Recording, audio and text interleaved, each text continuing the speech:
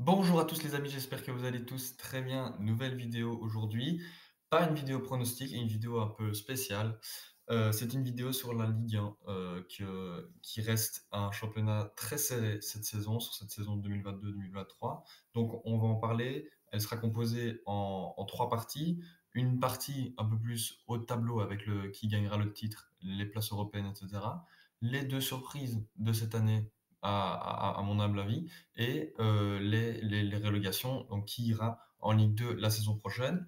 Mais bon, avant de commencer, vous savez très bien, le petit rappel, toutes les personnes qui ne sont pas abonnées, qui regardent les vidéos, n'hésitez pas, ça me ferait super plaisir. Sur la dernière, il y a 94% des personnes qui n'étaient pas abonnées qui ont regardé. Donc franchement, les gars, n'hésitez pas, c'est gratuit et ça me ferait super plaisir. Mais voilà, on va revenir au sujet de la vidéo tout simplement. Et on va commencer avec le premier thème, enfin, la première partie sur la Ligue 2.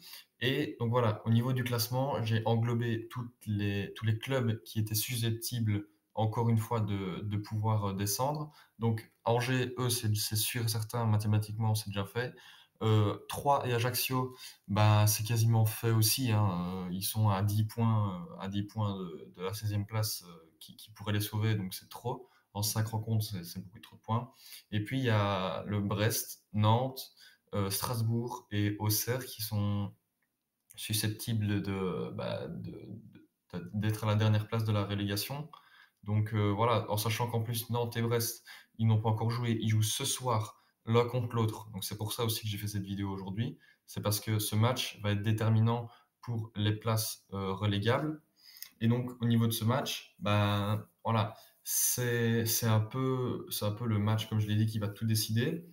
Et ben, au niveau du calendrier de Brest, après ce match face à Nantes, il y a la réception, enfin, ouais, la réception d'Auxerre. Ils vont à Lorient, ils reçoivent Clermont et ils vont à Marseille pour le dernier match, en sachant qu'en plus, Marseille, eux, ils vont se battre pour le titre, donc ce ne sera pas un match facile. Donc voilà, c'est pas un calendrier très favorable du côté de Brest et du côté de Nantes, ben, il est légèrement plus favorable parce qu'ils reçoivent du coup Strasbourg qui est un concurrent direct. Ils vont à Toulouse, le remake de la finale de Coupe de France. Ils reçoivent Montpellier et ils vont à Lille. Donc voilà, c'est pas non plus le plus facile, mais il y a deux, trois matchs quand même où ils peuvent le faire, où ils peuvent gagner, surtout quand tu vas en finale de Coupe de France tu peux pas te permettre d'être 16e du championnat. Donc voilà, un match qui va être encore une fois très déterminant parce que bah, après, voilà, vous voyez, entre la 14e et la 17e place, ça se joue à un point. Donc voilà. Au niveau de ce bas de classement, c'est très serré et ça donne beaucoup d'intensité. Et je voulais dire aussi que du côté du FC Nantes, comme la finale de Coupe du Monde, la finale de Coupe de France a été perdue, bah, maintenant ils peuvent se consacrer pleinement du championnat.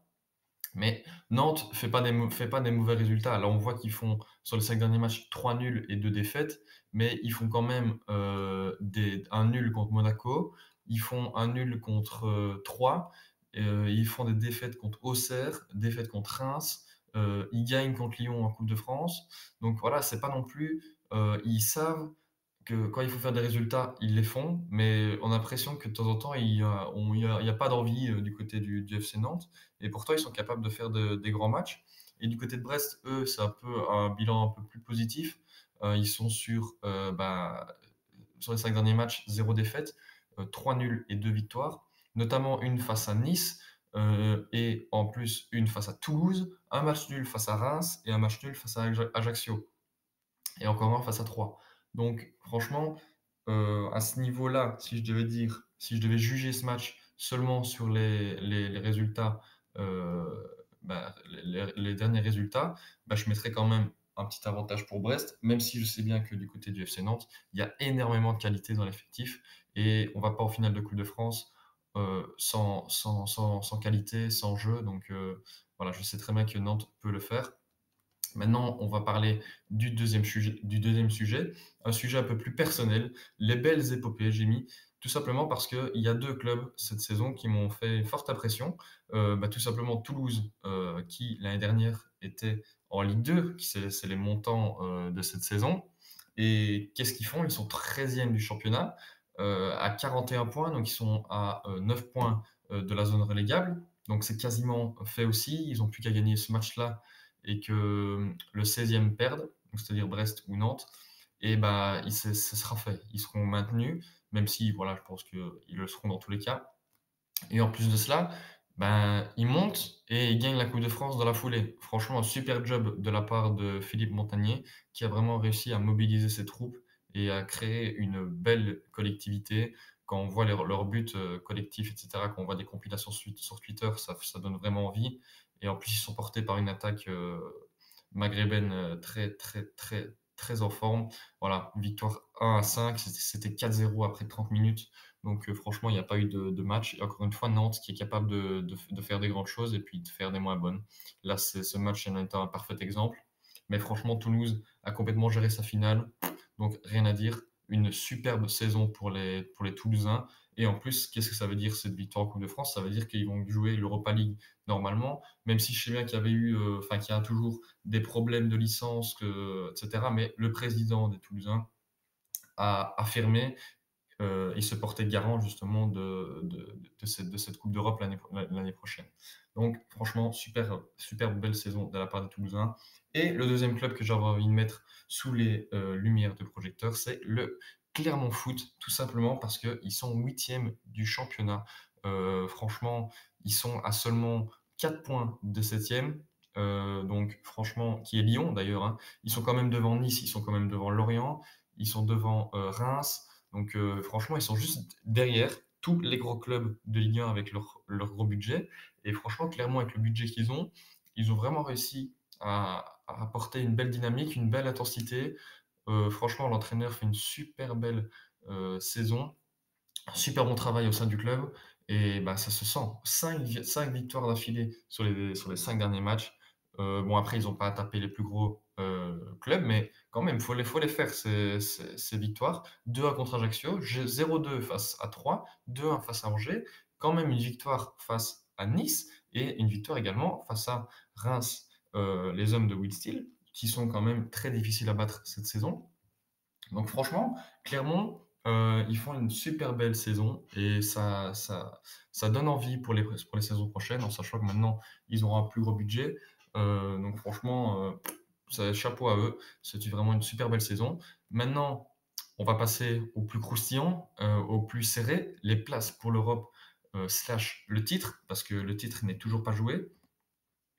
Regardez ici, au niveau des places, on va d'abord commencer par les places européennes, donc c'est-à-dire Conference League et la qualification pour la Conference League. Pour le moment, ces deux places sont occupées par Monaco et Lille.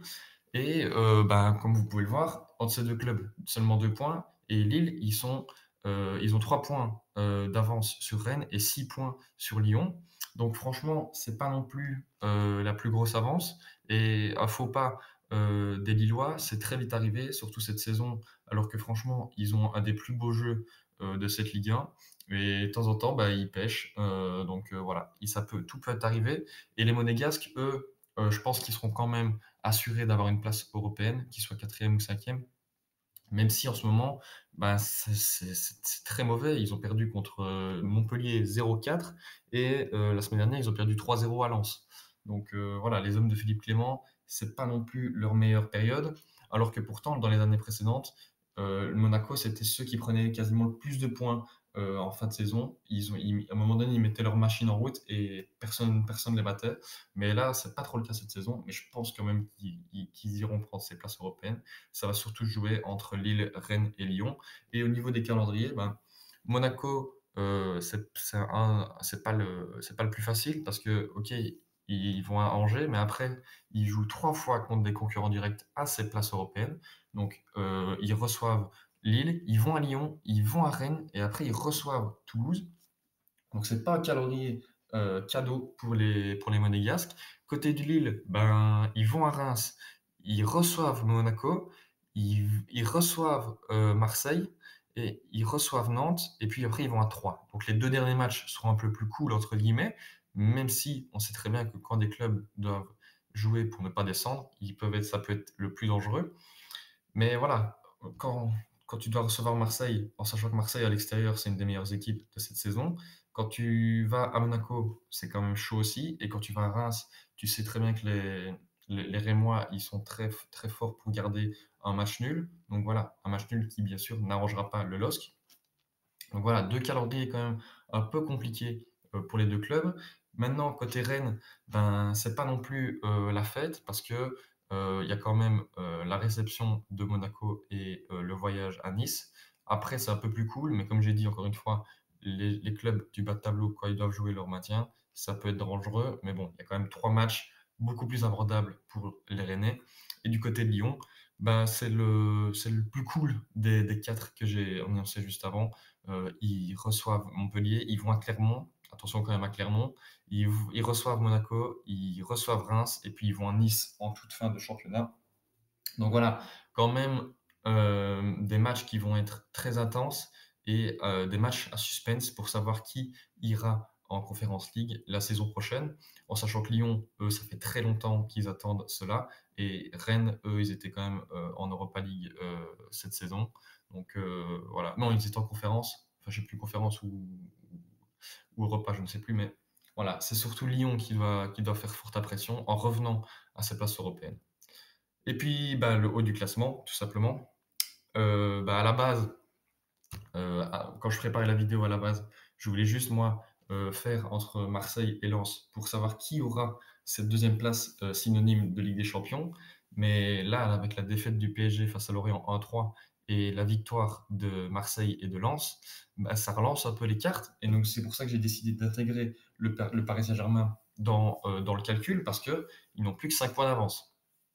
En sachant que le PSG, ça peut être du tout comme de rien du tout. Franchement, bah, c'est vraiment pas bon cette saison. On dirait qu'il y a aucune âme dans cette équipe. Franchement, ça donne vraiment pas envie. Et puis quand t'as des joueurs qui ne font pas les efforts défensifs, bah, c'est compliqué. Alors que du côté de Marseille et Lens, c'est tout l'inverse. C'est des clubs qui, OK, ils n'ont pas de forte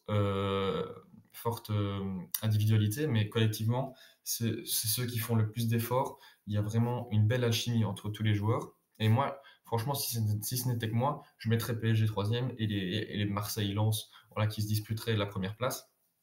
Mais voilà, c'est pas comme ça. Et en plus, le PSG, ils ont un peu cette chance de jouer que des clubs de bas de tableau. Ils vont à Troyes, ils reçoivent Ajaccio, ils vont à Auxerre, ils vont à Strasbourg et après ils reçoivent Clermont. Donc franchement, quand tu vois ce calendrier, euh, bah, quand tu n'as pas le contexte, tu te dis bah, là c'est 15 points, mais avec le PSG, on ne sait jamais. Maintenant, ils ont plus que 5 points d'avance, donc il suffit qu'ils fassent, je sais pas moi, une défaite face à Clermont ou une défaite face à Strasbourg, parce que à Strasbourg, jouer à Strasbourg, c'est quand même compliqué. Et puis après, un match nul ou 2 matchs nuls ou une deuxième défaite, on ne sait pas. Bah, ça peut totalement relancer les cartes. Et puis, côté Marseille, en plus, bah, il y a ce match face à Lens qui va être déterminant. Il y a après la réception d'Angers. Ils vont à Lille, ils reçoivent Brest et puis ils vont à Ajaccio. Donc, franchement, il y a juste ces 2 matchs-là, qui va être, un peu plus compliqué et notamment celui-ci qui est franchement, c'est le match de la saison entre les 2 clubs pour savoir qui va jouer la Ligue des Champions et celui qui gagnera ce match, ben, aura un sacré avantage sur l'autre. Donc voilà, franchement, ce match, comme je l'ai dit, il est super important et bien sûr, je vous l'annonce maintenant, mais il y aura bien sûr une vidéo demain sur ce match. Franchement, je ne peux pas le louper. C'est le plus gros match de cette saison. Les deux équipes qui, moi, en tout cas, quand je regarde leur match, me donnent le plus envie, avec franchement de beaux systèmes de jeu, etc., de l'envie, etc. Donc, franchement, moi, demain, ce sera ça, la vidéo, elle sortira demain aux alentours des 17h. Et donc, c'est comme ça que bah, je vais clôturer cette vidéo, les amis. J'espère que vous l'aurez appréciée. C'est ma première vidéo un peu hors pronostic, etc. Donc, franchement, n'hésitez pas, dites-le moi dans les commentaires si vous avez kiffé. Si j'ai des choses à m'améliorer, etc., n'hésitez pas. Et maintenant, pour vous, n'hésitez pas à vous abonner si vous avez kiffé la vidéo. N'hésitez pas à liker et à la partager. Je vous dis à très bientôt, les amis, pour une nouvelle vidéo. Bah, donc, demain. Ciao!